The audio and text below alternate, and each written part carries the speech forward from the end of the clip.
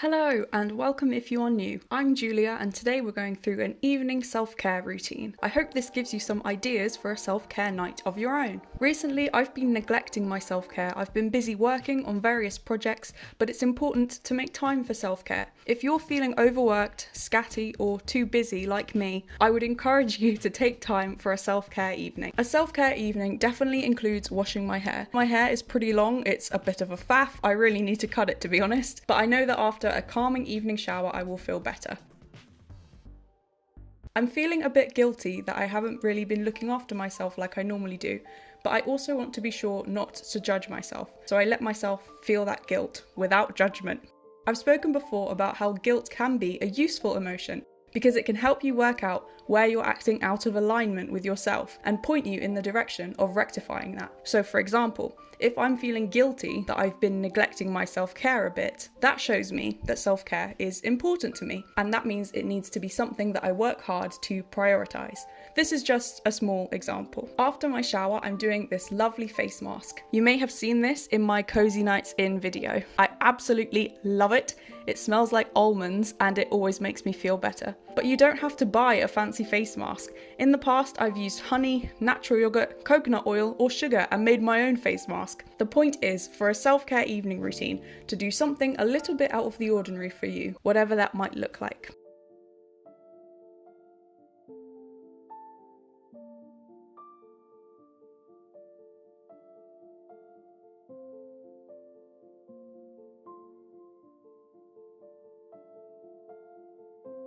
Another thing that I qualify as self-care and that takes care of my body and also takes care of my mind is some wholesome food. I never regret taking time to make myself a wholesome, nourishing meal. Cooking is a very therapeutic process for me, but it can be one of the first things to go when life gets busy. What happens with me is that I tell myself that I don't have enough time to make something complicated, so I just grab a sandwich instead of prepping and cooking some vegetables. However, I know if I take time to cook and work it into my evening routine, it will bring me so much joy.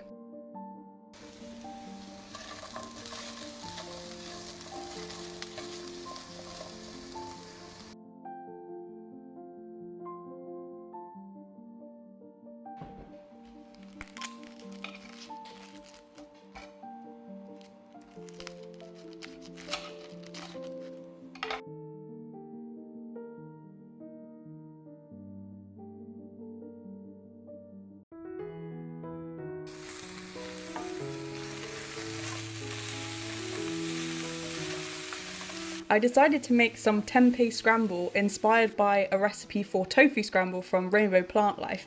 I will link the recipe below.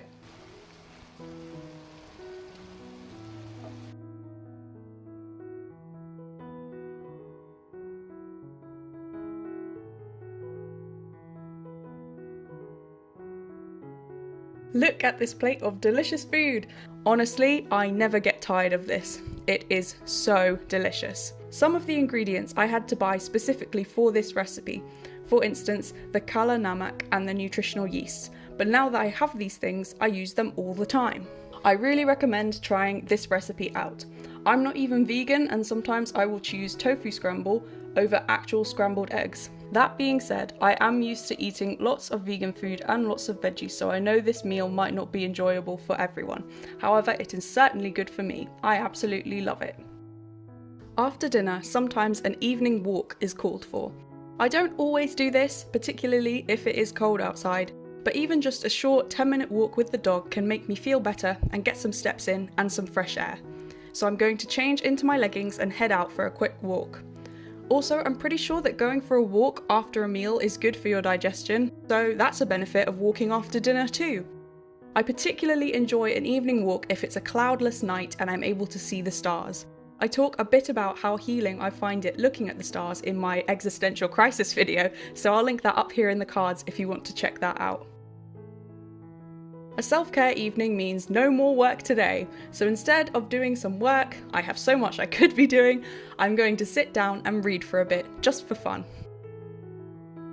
I've recently completed an 11-day daily video challenge on my channel. I'll link all the videos below in the description if you want to check them out, so I haven't been reading so much over the past couple of weeks. A self-care evening definitely includes reading for me. If you don't like reading, maybe you could try finding a comedy special on Netflix, doing some knitting, calling a friend, or maybe prepping some food for the week to come. A big part of my evening routine, and yes, included in an evening of self-care, is that I do a Zoom meeting every evening. I talk about the importance of this in my Sober Day in the Life video. I'll link it in the cards. This meeting is both a non-negotiable and also a safe haven. Sometimes I have to drag myself to it and force myself to go, but I always feel better for it. It's a vital part of my evening and definitely a daily act of self-care for me. As we've seen, self-care is not just about taking care of your body with the shower, face mask, tofu scramble, the walk, but also about taking care of your mind. So this evening I'm going to take some time to journal. If you want to know more about my journaling routine, I will link the video for you. I know journaling helps me because writing out my thoughts helps me to make sense of them and to eventually feel better. If you want to start journaling but aren't sure where to begin or you don't know how to get into the habit, I made a video on journaling for beginners if you want to check that out. A self-care evening means turning off my screens. I've got into the good habit recently of putting my phone across the room when I sleep. Not only does this mean I have to get up each morning to turn off the alarm going off on my phone, but it also means I can't scroll mindlessly each morning when I wake up. I used to be in a really good habit of turning off my laptop and listening to a podcast before bed, because before that I would always leave Netflix on all night to comfort me as I tried to go to sleep. Sleep has always been a big challenge for me, and thankfully it has got a lot easier in the past year. I've tried lots of different things and found some things that work for me, but before I needed something on to fill the silence. I'm quite happy with being alone and living in silence during the day, but nighttime silence is different. My thoughts get louder and it feels like a whirlpool in my head, and sometimes I get really difficult, intrusive thoughts that make me sit up and turn the light back on and not want to go to sleep. This isn't helpful because sleep is so important.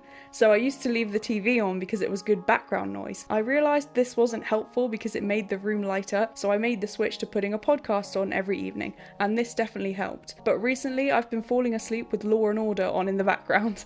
So tonight, as part of my self-care evening routine, I'm going to turn off the TV when I want to sleep and put on a podcast instead. I think I will go with the Always Sunny podcast because It's Always Sunny in Philadelphia is one of my favourite TV shows, and the podcast always makes me laugh and has some really good insights into the making of the show.